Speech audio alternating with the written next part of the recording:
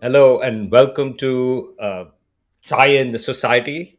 And my guest, after a couple of years, is Ethan Siegel, and he's an astrophysicist. But more importantly, or I don't know whether it's more important or not, but he has a fantastic column which is called Starts with a Bang on Big Think. Always my North Star. If I want to look at something in terms of what's happening in science or astronomy or complicated things, I go over there because Ethan would have done a fantastic job in there. So, Ethan, welcome. Thank you. It's my pleasure to be here. The last time we spoke was just weeks before my shoulder surgery 2 years ago, and I'm so happy to report I have two very functional shoulders now, and I've healed wonderfully for it. So, for those of you who've been putting it off, heal while you're younger because you're not getting any younger.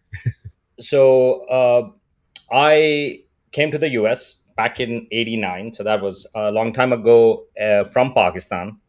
And one of the big reasons was it's science.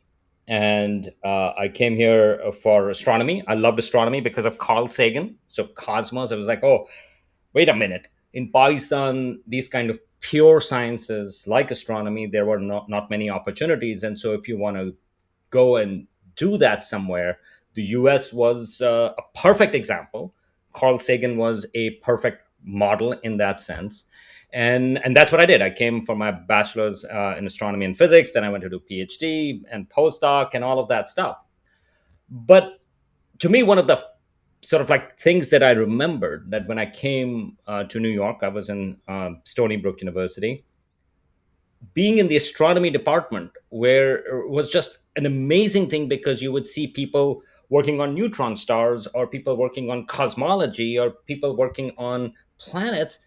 That's all they did. Like, there was no practical benefits and things like that. And I was like, isn't it amazing that people are doing things about what they are passionate about and on things like astronomy?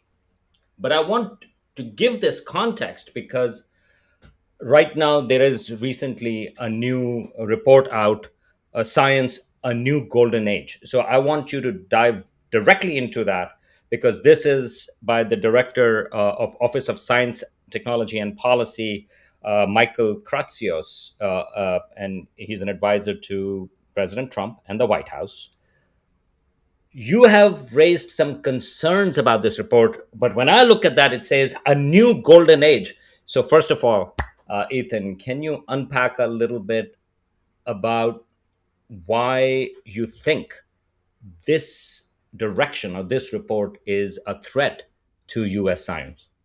All right. So you gave some excellent background here. You gave it from a very personal side. And I have to say, looking at this from a historical side, what you personally experienced is very much in line with what the United States very strongly attempted to do ever since the end of World War II. In the aftermath of World War II, there was this report that was put out by who was then the presidential science advisor in an unofficial capacity, a man named Vannevar Bush. He talked about how we're going to pave a path forward for U.S. scientific excellence. This set the stage for NASA, for the National Science Foundation, for the system we have of the National Institute of Health and the U.S. Department of Agriculture and NAID and and the CDC and everything that we built as part of our system of scientific excellence, where we have university funding and where we have support of research, science, basic science, applied science, development, where you start to get that pathway to industrial applications. Although I could go back all the way to the origins and talk about it, I think it's much more interesting to talk about like the more modern policy that built American scientific excellence. There was this administrator named Stokes, and what Stokes did is he said, I want to divide all of what we can do in terms of two axes. And on one axis, I'm going to put whether we get new knowledge from this exploration or not. If we get new knowledge, like that's great. That counts as some type of basic research. It doesn't have to be pure research, but it has to be basic research. On the other axis, We're going to have how useful it is for applications. So you can say, oh, we have very useful applications.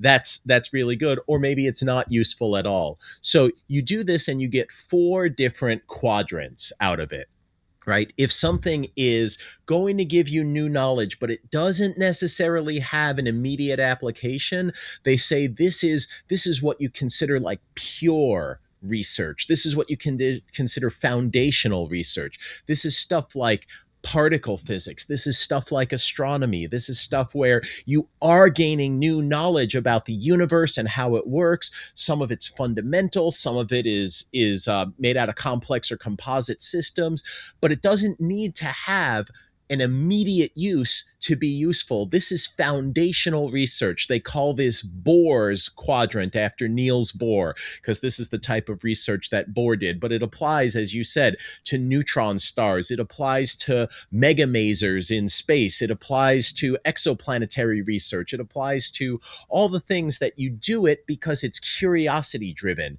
not because it's going to give you an application. On the other hand, you have basic research that is very useful. And they call this Pasteur's quadrant because of all of the things you can do if you say, oh, but it has biological applications, it has medical applications, it has industrial applications, it has food safety applications, right? Pasteur did all of these things. Pasteur made the rabies vaccine. Pasteur proved the germ theory of disease. Pasteur came up with the process of how to sterilize a food or drink, and we use this as pasteurization, so hugely useful. Then all of that stuff that has the basic research that adds new knowledge, the whole science case has always been this is where government funding belongs. This is where government funding is essential because you need that long-term investment to build a strong foundation for your country, to build a strong foundation of not just scientific knowledge, but of scientists, of high quality scientific individuals who are going to bring about these advances, who are going to conduct this research, who are going to lead research collaborations, who are going to train the next generation of scientists. You can have lots of applied useful things that don't get new knowledge, and they say that that's useful too. They call that Edison's quadrant. Um, but they've traditionally outsourced that to industry because industry stands to profit from it. Industry is willing to put money into that. Industry can get a short-term return on that investment, but you need government to put down that basic knowledge, that new knowledge to fund that part of it, because otherwise people will just apply what we know for their short-term gains, where they look at what I say is where they look at the next quarter instead of looking at the next quarter century.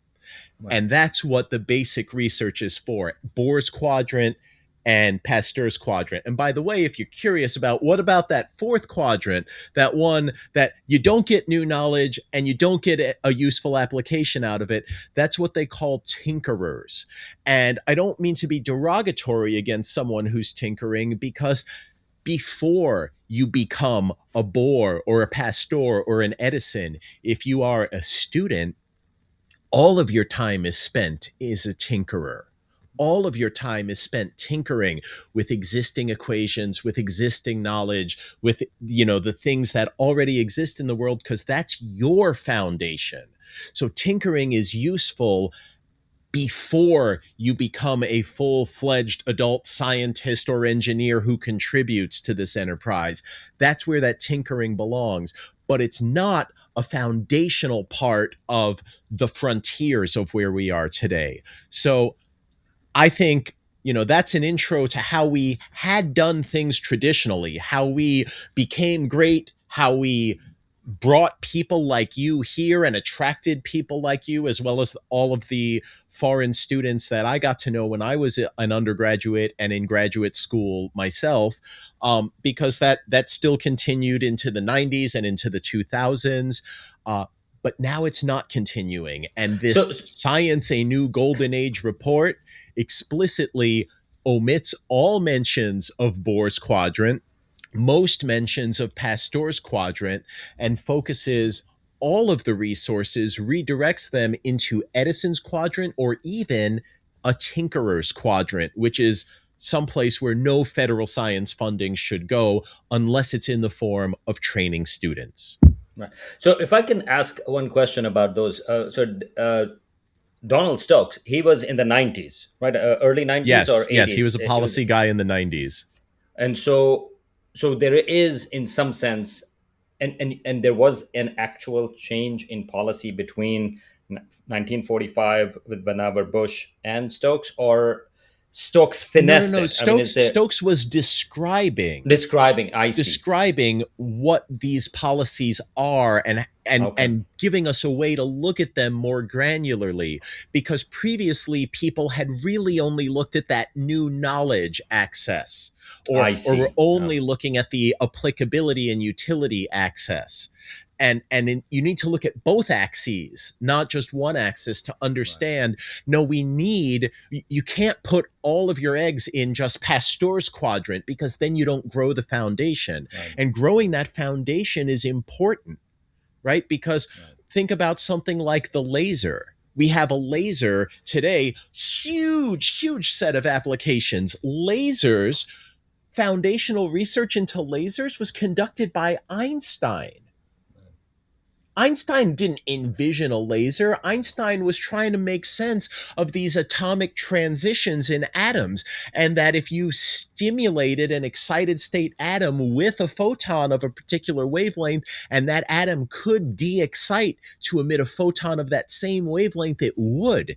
He could make the stimulated emission of radiation. This was pure theory for Einstein when he was coming up with this. There was no application. This started out as research in Bohr's quadrant. It moved into Pasteur's quadrant in the 50s when they started designing lasers and making lasers for the first time. And then it moved into Edison's quadrant as people took the existing laser technology, extended it to different wavelengths, including optical wavelengths, went and made it to, oh, you stimulate this with a laser, you excite this, and now you can do these things with it. Now that you have your monochromatic light of a particular wavelength, you could apply it to this problem and make these things happen. And for me, that's a really stunning example of, you needed to have this research pass through all three quadrants before it became this ubiquitous and powerful part of modern life. And I think that many research things have done that. You say, why are we doing this? It's like, no, we don't care about what's the ultimate application. This isn't problem driven research. It starts with curiosity driven research. And on a more relevant example to today, we have mRNA vaccines now that are, changing the way we fight diseases in the world, especially if you're still willing to take vaccines, which everyone should. Like, I feel like the world has gone crazy on this front. But obviously, like, this is the number one public health intervention of all time, saved more lives than everything else maybe combined. And so, you start because you understand how biology works, how cells work, how organelles work, how genetic sequences work, and how the cell itself reads genetic messages, encodes proteins from that, and those proteins are used, among other things, to fight foreign pathogens. So it starts out in Bohr's quadrant, in this curiosity driven research. It moves into Pasteur's quadrant as you start to apply it to the problems of actual diseases. And then it moves into Edison's quadrant when you're like, okay, how do we mass produce this vaccine? How do we distribute it? How do we engineer the vaccine so that it remains virulent, so that you don't have to keep it at liquid nitrogen temperatures? And then all of a sudden, you can vaccinate billions of people against a potentially deadly disease, and you reduce the death rate, and you improve everyone's quality of life. This is something that there's a path to it. And it's sort of like, if you're like, oh, water's coming out of my hose, that's great. Who needs the reservoir that we're getting the water from? Yeah. Let's disconnect the hose from the reservoir. You'll still get water out of the hose for a little while, and Right. then it goes away and it dries up, and you have nothing because you've removed the foundation. If you took your house off the foundation, you would still have a house for a very short while until it started to sink because you don't have a foundation. And I feel like this is very much the path that the Science A New Golden Age document lays out. And you have to be very careful with this because we look at gold as like the standard of richness and wealth, but it's the difference between the gold in Fort Knox, which is solid gold, and the gold in Las Vegas, where you have things basically made out of paper mache with gold paint on them. Just because it looks like gold doesn't mean it's gold.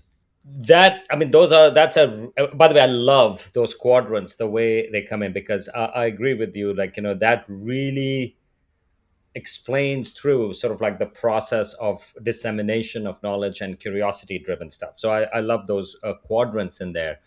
But if so, let's talk about science, a new golden age. And I share sort of like, apprehension about it. I share the dangers of it, and we're going to talk about it in a second. But if I can just start with, if I were to push back in theory, okay, not in practice, because I completely think it's a problematic document severely. They would say that, well, the university, because there is a separate criticism and critique of the university system, and over the last 30, 40 years, they have gotten bloated. A lot of the scientists keep on getting under pressure that they have to apply for grants because grants also fund universities. And so the ratio now, in terms of time you spent on writing grants versus on research, it's different than what was in the 70s. Okay, I just want to put aside, like, so there are issues with the current university model. Now, the language they use, and this is, I think, crucial, because in your piece for Big Think, you actually go through the document and really look into the details. Because if you just read the language of the document in a cursory manner, it points out some of these problems, and it says, well, we are removing bureaucracy from it. We are fast lining, like, that there are a lot of things that get slowed down. We are trying to fix what slows down research at universities and things like that. So, can you paint a little bit of a picture? Because you clearly have sort of like, you really think that this is going in the opposite direction where you as science should be. So, what is the concern, and what the things that they are trying to fix? Why are they not fixing that? What is the issue? So if you said to me, "Hey, Ethan, we have this system. It's a good system, but it has flaws in it." Um, I would say, "Okay, let's talk about keeping the good things that are good in the system and removing some of the flaws in it." So if you say, "Well, it's a flaw that scientists need to spend a lot of their time applying for grants, and the grant process is difficult and laborious and very high in bureaucracy, and there are a lot of administrators," I would say, "Okay, let's talk about what are the roles of the administrators, because what do we need to ensure is accomplished? What are they actually accomplishing?" And then we can talk about, is there a better way to accomplish what needs to be accomplished than what we're doing? So if I were interested in building a better system, that would be the path I would take. I would say, "Oh, there is all of this bureaucracy, and I understand we need to do this because we need meritorious peer review, and we need to make sure that this is going towards the initiatives it was designed to go towards, and it's going to have the goals that we have of adding the new knowledge in one of those three key quadrants, and adding the new capabilities and training the students and fostering a growth of science and doing all of these things." But we also have this collaborative system set up where the infrastructure exists, that part of the money goes to the universities because we recognize the role of the university in fostering basic research in Bohr's quadrant, in Pasteur's quadrant. And we recognize the downstream benefits because we can quantify things like, what is the ROI for this? When the government invests $1 in this research, how much money generates downstream in economic activity as a result, not immediately but eventually. And the answer is, usually between, I've seen the low estimate of $2.70 and high estimates that go all the way up to $15 for every $1 invested. Although I think the real answer is probably more likely to be somewhere around the $4 to $6 mark. This is And for all so of basic science this is investing. for all of basic science. Everything that goes Basic into science. both Bohr's and Pasteur's quadrant I see. combined Okay. is somewhere for every one Got it. dollar the government invests, it generates, at least $2.70. I say probably more like $4 to $6. Some people at the extreme say even more than $10 for every $1 you invest in downstream economic activity. And so I think no brainer, this is good. Let's talk about fixing the problems and making it easier for scientists to get the money that they need to generate activity that's beneficial for the country as a whole. That's not what the document does. I agree that the document gives what I would say is lip service to some of those problems and then uses those problems as justification to completely alter the system, to divert funding away from Bohr's quadrant, away from Pasteur's quadrant, into industry, which is Edison's quadrant, and into, sorry to use this word, but I don't have a better word than crackpots in the tinkerer's quadrant. Crackpots and grifters, people who will sell you scams like cold fusion, people who will sell you scams like perpetual motion. This is a lot of what goes into, or of thrustless engines, right? Things that violate the laws of physics. That's what is in a lot of the tinkerer quadrants at the professional level. Because they are bypassing the standard peer review process for allocation. Now, How now are you're they getting doing that? into a Yeah. different detail of it, Uh, which is correct. That they say, as part of this document, part of the process they lay out is they say, instead of peer review, where other experts in the field evaluate what are the merits of this proposal and only the high merit proposals get considered for funding, they're saying peer review goes from being the arbiter, the decision making process, to being only an advisory process. And instead, it will be OSTP, which is under the Office of the President, and OMB, the Office of Management and Budget, which is also under the Office of the President, headed by Russ Vogt at the moment, um, that decides who actually does and doesn't get funding. So it takes scientific funding out of the hands of scientists and experts and puts them into the hands of politicians and bureaucrats, which not only, you know, is, as I've laid out, bad for science in America, it also goes against the Constitution of the United States, which demands that only Congress and not the president or any of these offices under the president can appropriate this kind of discretionary funding. so I think so. This is one part of it, and I can see how the fourth quadrant, which you were calling sort of like the crackpot science and various kinds of projects, it can go in there. Uh, from what I have read, the other aspect of the concerns for the other three quadrants also is that the first quadrant is gets pretty much cut out because they also talk about the priority, and this goes back to this issue that you are just alluding to: Office of Management and Budget, which allocates funds; OSTP, the Office of Science, Technology and Policy, which actually sets the policy. In this report, in this policy document, they are saying that they have to, in some sense, follow the priorities of the president. And when they say that, they connect that with if I the national missions that are given: AI, nuclear fusion, robotics, quantum computing, and space exploration. Those are the only ones that are explicitly stated in terms of national missions. So, does that mean that the first quadrant is lopped out, or does that mean that even in the other ones, We are pretty much going to do applied sciences in very specific areas, and rest of it is also going to go out. I mean, I would say, you know,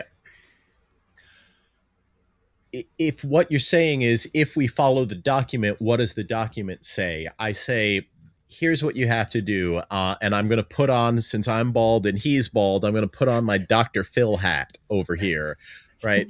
Because one of the things that Dr. Phil always says is one of his favorite sound bites is the best predictor of future behavior is past behavior.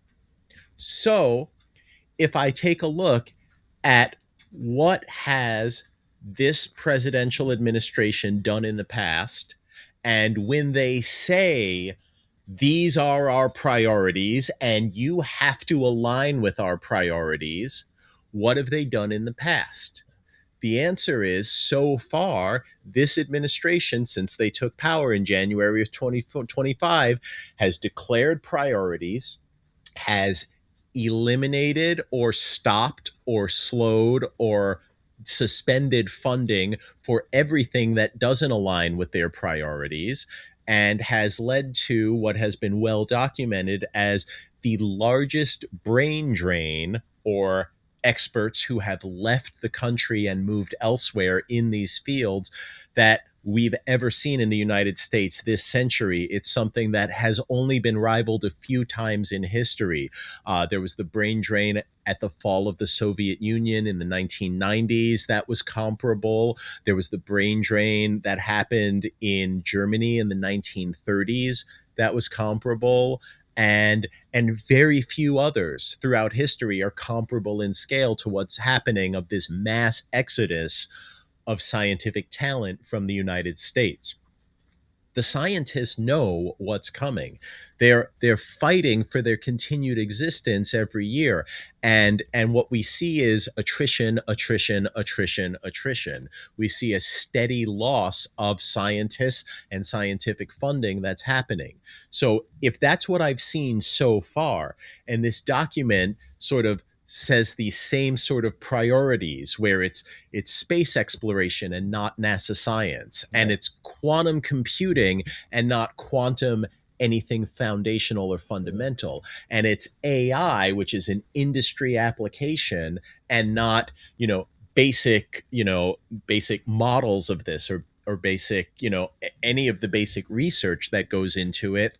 I'm saying, well, if these are what your stated priorities are, and you're omitting everything in Bohr's quadrant and most things in Pasteur's quadrant, we can expect more of that to continue, that you will stop funding, slow funding, step on the neck of the hose wherever you have the chance, put a kink in it, stop the flow of funds, redirect them.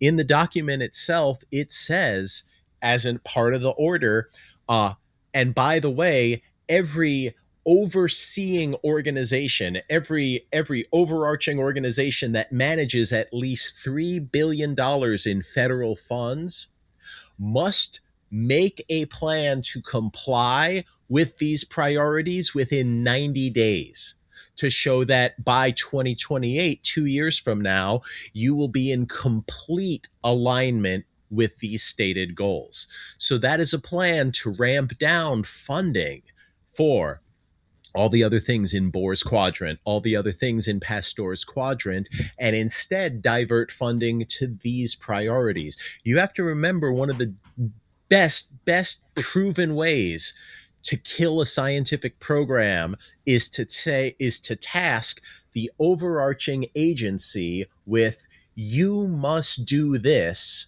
without giving them funding to do it. You give them an unfunded mandate, where the only way they can meet that mandate is to steal funding from the other projects. These unfunded mandates they lead to a process that bureaucratically we call, oh, and this project ate the lunch of all these other projects. That's, when you hear that expression, that's what it means. So if you say, oh, we're going to put nuclear reactors on the moon and build a moon base at the South Pole, that's that would be great if you wanted to do that for scientific reasons and you funded it. But if you do that instead of having NASA do all the things that NASA science does: earth science, heliophysics, astrophysics, in the broader universe, and planetary science.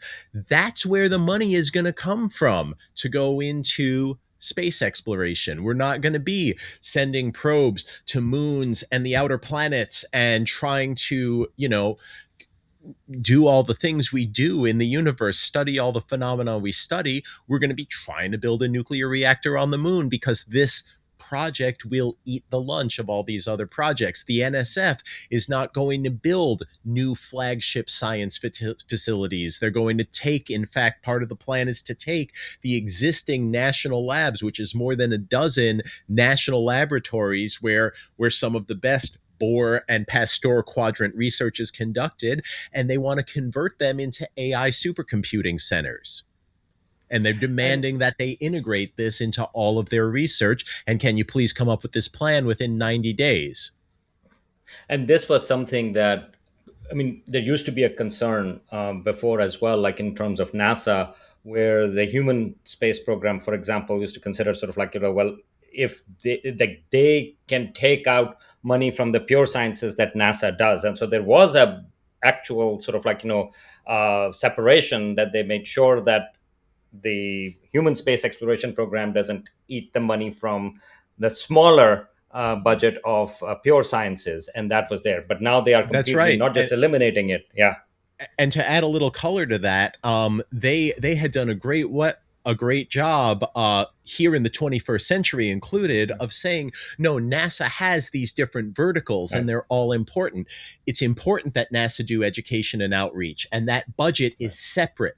It's important that NASA do space exploration and crewed space exploration and human space flight, and that budget is separate from the Science Mission Directorate, which has its own deputy administrator, and which, that funding is separate. that's And even within that Science Mission Directorate, you have heliophysics and earth science and planetary science and astrophysics, and all four of those are separate. That you can't let the James Webb Space Telescope eat the lunch of the Mars rover, and you right. can't let the Mars rover eat the lunch of our Earth observing satellites, which help us track droughts and floods and natural disasters. And and you can't have that eat the lunch of the heliophysics mission that help warn us against space weather and solar flares and coronal mass ejections, and allow us to protect our electrical grid from that type of natural disaster.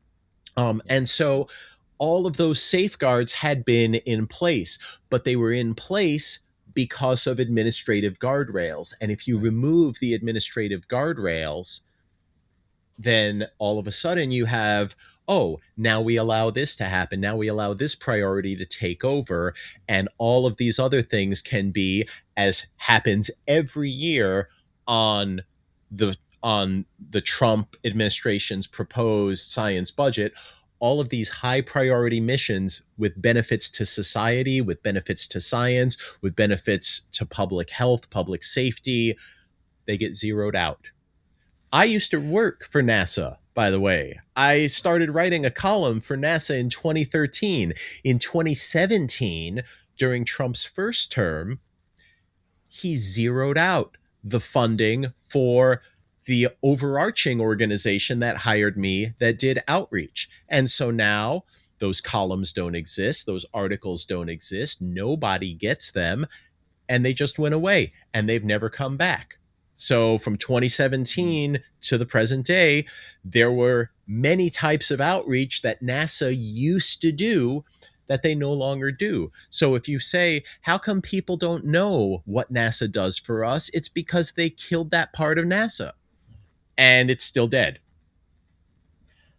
So one of the things, and I'm gonna, we're close to the end, and I'm gonna address two other things. One, reading it to me, the other thing, this report, Science and New Golden Age, something that got my attention was also it said restoring permissionless innovation, and this is in quotes. This is coming from the report in which they talked about sort of like removing a lot of the guardrails, and you use the word guardrails for that, like, but for testing and other types of things. to me, again, so, and this is coming from a lot of it from the industry, because they say, well, there are a lot of restrictions, we cannot test this, we cannot test that. For example, driverless cars, and in fact that is one of the examples they use in the report as well, that in Arizona, you have permission to do that. Look, there are all these driverless cars over there, but other states are being too restrictive. How do you see that? I mean, is there an element of positive aspect in there, or you think, is this is, again, this is going in a path where without these kind of regulations, or regulations being removed, I mean, that's a recipe for disaster. I mean, it's both. It is both of those things, right? Remove guardrails, you remove regulations, and you argue correctly. Well, this means innovation can happen faster because there's no guardrails and there's no regulation. But it also means there's no consequences. So if my driverless Right. cars kill people, who goes to jail for that? Who suffers the legal consequences for that? And the answer is no one. There's no driver, Yeah. and the company says they're not liable, and so people just get killed. It's sort of like we have an ongoing cyclospora outbreak. It's like we have an outgoing measles epidemic in the country. People are dying from these things. People are getting very sick. People are dying. All of this is preventable with regulation. People have died from raw milk. People have died from not getting their vaccines. And so you just have to say, well, this is America. This is part of what we call freedom. Other countries have what I would say are more sensible and humanitarian decisions that they've made, but it's up to us, right? We live in a free country where we get to vote on what we want indirectly. We vote for people who make laws, and we say, what laws are you going to make? What are you going to choose to enforce? What are you going to turn a blind eye to and not enforce? If food safety is too in the way, then we're going to have unsafe food and people are going to get sick. If road safety is too in the way of innovation, then we're going to have less road safety and more people are going to get hit by cars and die in accidents. If you say, same thing with anything. If you say, well, we're not going to make limits on how much water AI data centers can consume, then when farms don't have enough water or humans don't have enough water to drink, you're just going to get crops that fail and people that starve and die of thirst. And if we say, well, that's acceptable because the AI data centers need the water, then that's going to be a path that we choose. So, really part of what I look at for this is I look at the question of what is good for society as a whole and also leads to the best long term outcomes. So I look at what this document is proposing, and I see a case where the pendulum has already swung way too far in the wrong direction. And they're making the case that, well, it should swing further to this Yeah. direction and further still, and maybe further still, and further still. And what I have to remind everyone out there who's listening to this and feeling like, oh God, like it's all despair, there's no path forward, is pendula have restoring forces on them. And the bigger a swing it takes, the faster it's going to come back in the other direction. And if it takes a big swing in this direction, it will eventually swing back the other way. It needs people now, like maybe some of you listening out there, to pull back on that pendulum and prevent it from swinging as far as it could go in that direction. Because this is our society and we have to live in it. And we don't want cars that might kill us with no driver inside. We don't want an uncontrolled biology experiment happening in our bodies, in our children's bodies, in our schools, in our hospitals, because we have unchecked disease outbreaks, because you can just be a disease vector and a typhoid Mary from your own personal freedoms. We don't have to choose this.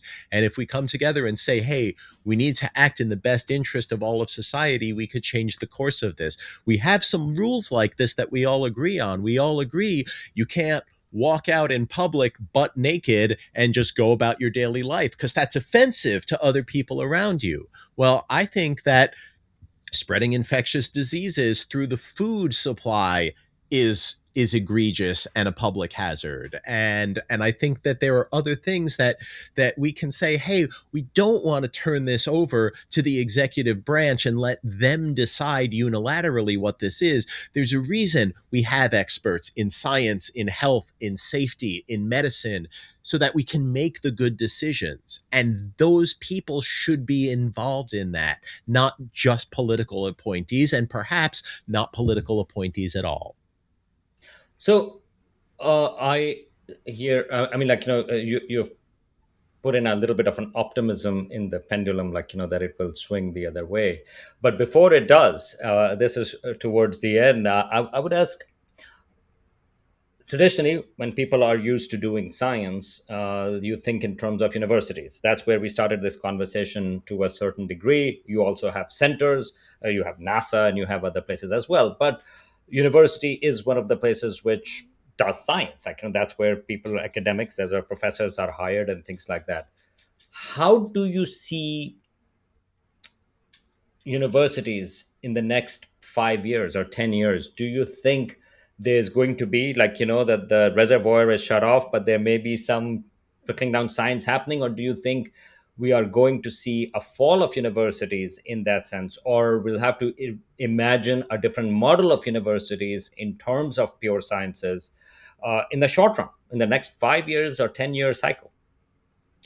One of the big challenges that universities are going to face, and a lot of people don't talk about this, is this nexus of three different things. One is the cowardice of university administrators. This is well documented, it's well known. The job of university administrators is to raise money for the university, and they are not doing a good job of that, because since last year, since 2025, one of the huge revenue streams for universities is foreign students that come to the United States and pay full unsubsidized tuition.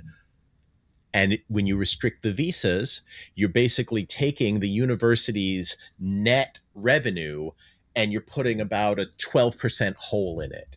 You're basically saying, like, okay, like somewhere between 10 and 15% of all of the money that flows into universities is not flowing into universities. And then you're saying, and now we have political pressure on top of that, pressuring you against conducting certain types of research. And then on top of that, you have to say, like, oh, and now the scientists are leaving. And the people who are doing this are saying, oh, I see it's not safe for me to be here. I want to leave. I'm trying to leave. I have a friend who works for the USGS, US Geological Survey. His boss just left. His boss took early retirement and left.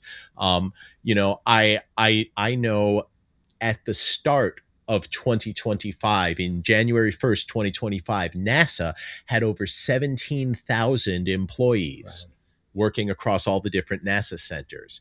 Today, NASA has fewer than 13,000 employees because they were forced into early retirement by the government, or their jobs were eliminated, or their positions were defunded.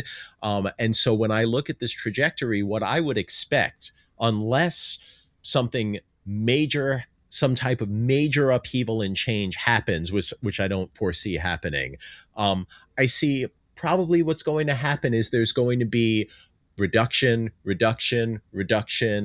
of maybe around 10% a year, give or take, in everything that goes on. I see universities are going to close. I think the ones that stay open are going to cut departments. I think the departments that stay open are going to cut faculty and cut degree programs. And instead, there's going to be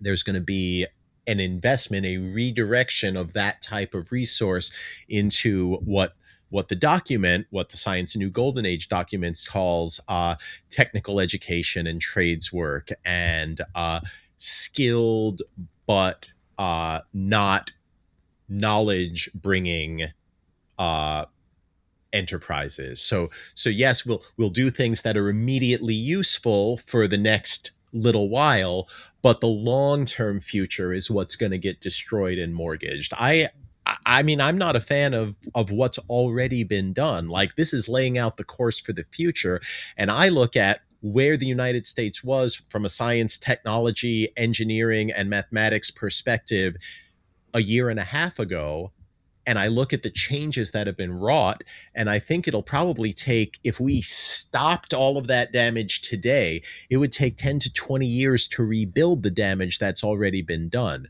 So, what I'm predicting is I fully expect a continuation of what's already been done, where the grip tightens and the funding dries up little by little by little, and everyone's going to be fighting for their own survival tooth and nail, for their funding, for their students, for their positions, for their field.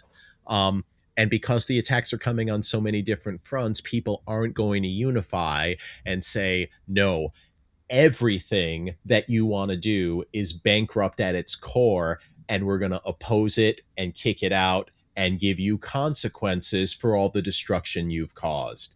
I would love to see that, but it's not up to me. It's up to America. Well, Ethan, thank you so much. I wish it would have ended up on a really uplifting point, but I think it is hard to see that happen. And I think what I would point out is, first of all, your column that you write regularly starts with a bang on Big Think, and two articles, recent one dissects this particular document, the Science and New Golden Age. You've done a great job, chapter by chapter, what's in there. And you also have a recent column about Donald Stokes' Pasteur Quadrant, which we talked quite a bit about that. So it explains sort of like, what that quadrant is in, to remember for nostalgia purposes, what science, good science used to be, and what good science still can be, but we have to fight for it. Again, Ethan, thank you so much for your time. Thank you for having me on, Salman. It's a pleasure to talk to all of you listeners out there.